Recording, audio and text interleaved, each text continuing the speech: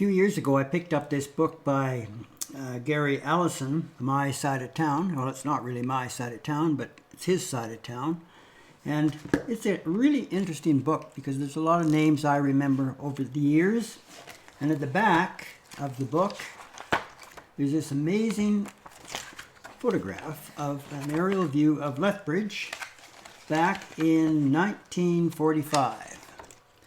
And I decided to take this particular map here, you can see it, aerial view, and I decided to try to make it a little easier to spot the different places in North Lethbridge. So I hope you enjoy this and we'll give it a try. First of all, there's the streetcar turn around 9th Avenue and 13th Street. The streetcar went all the way up to 9th Avenue. Well, it had to come back, so there's a little turn that I had never seen before, although I had been on the streetcar. I didn't go that far, I guess. And Galbraith School, of course, is still there, and it's been changed a bit over the years, but it's the longest standing school in that Lethbridge 51 school district, I believe. Moving on, we come to Adams Baseball Park, where a lot of the great athletes of early Lethbridge took part. Frake Brothers greenhouse, originally it was the Terrell greenhouse. It was bought out by Frakes in later years. Then we have the airport hangar, which was used before Kenyon Field opened in 1939. And that building stood for well into the 70s, I believe. Outdoor skating rink. I don't ever remember going to that, being a South Side boy. I'm sure there's lots of memories people out there have of that particular rink. Broder's Canning Company, of course, was big in the canning industry during the war and after, and they had a top Canadian basketball team well into the late 50s. I believe they won a Canadian championship, the Broders. Ellison Mills, now I believe it's P&G, but Ellison goes way back in Lethbridge history. And we have the CP Railway section house known as Ghent, and I believe this is the spot where the train tracks crosses the highway and heads down past the exhibition grounds and going down to Coots and Sweetgrass. The place was called Ghent.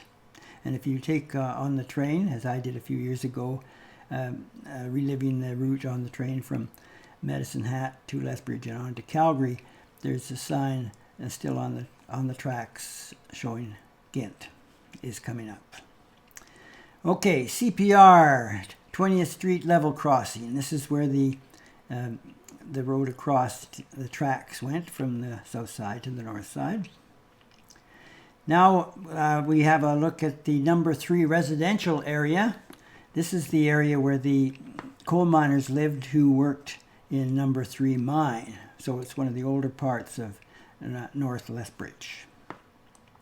And we can see here now there's abandoned rail lines going to number 6 mine, which is at Hardyville, and number 3 mine, which was later Jarvie, had a cinder block plant there in later years.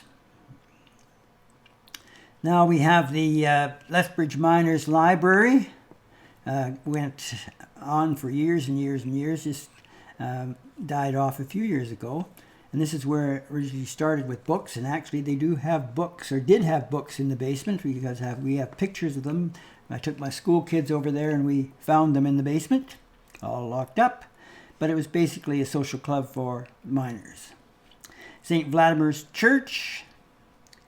And then we're going to go and have a look at some of the major stores that were involved. They're going to be coming up. The first one is Mahalik's, well-known store in North Lethbridge. St. Basil's School, a beautiful building from part of the Catholic system. And you have your abandoned spur line to the coal mines that we talked about, the spur further north. And this is the main spur coming up from the center of town. We have the International Harvester Building, now a government building, I believe, and it was a landmark in early Lethbridge. There was a plane crash that took place in the, I believe, in the early 30s, just beside this particular building. The Alta Theatre, again, it was the major theatre for North, in fact, the only theatre for North Lethbridge. Part of their project was they gave away dishes to get the people in. And York Hotel, just across the street, the building is still there. This was the major hotel in North Lethbridge.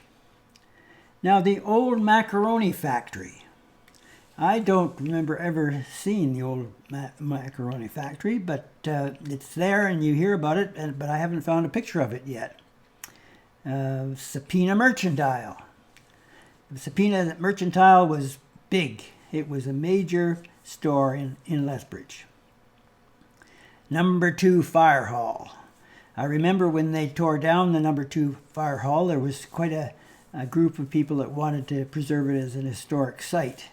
But of course it's in the center of Lethbridge, and it was where the shopping center is today.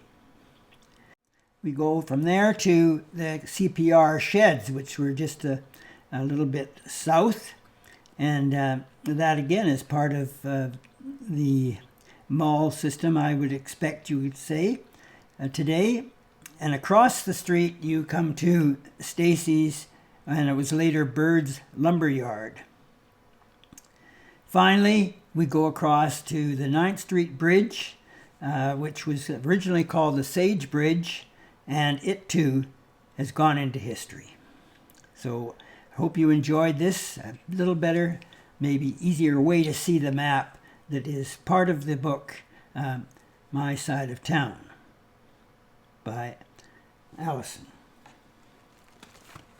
So, see you again.